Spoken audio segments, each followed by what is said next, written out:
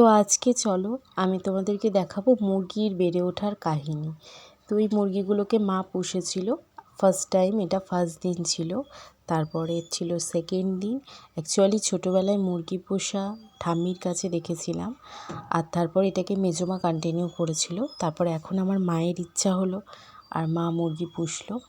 তো আস্তে আস্তে আমি রোজই এদেরকে দেখতে আসতাম। তো ঘরে তো ছিল, আমার ভালো লাগতো না, তাই মাকে বলে এক সপ্তাহ পরে এদেরকে বাইরে আনার ব্যবস্থা করলাম। আর তারপর দেখো বাইরে ফার্স্ট দিন এসে এরা কতটা খুশি, কতটা ঠিক বলে বোঝাতে পারবো না। তারপর মাঝখানে আমি আর ভিডিও নিইনি, এরা বড় হয়ে গেছে। আর পরে চলে এলো সেই দিন যখন ওদেরকে বিক্রি করার সময় চলে এলো। তো এদের দেখে আমার নিজেকে নিয়ে খুব কষ্ট হলো, কারণ যেই বাড়িতে বড় হলাম বেড়ে উঠলাম একদিন সে বাড়ি ছেড়ে চলে যেতে হবে। তো আস্তে আস্তে দেখো এরা ঠিক কতটা আজকের দাঁড়িয়ে এরা কতটা বড় হয়ে গেছে।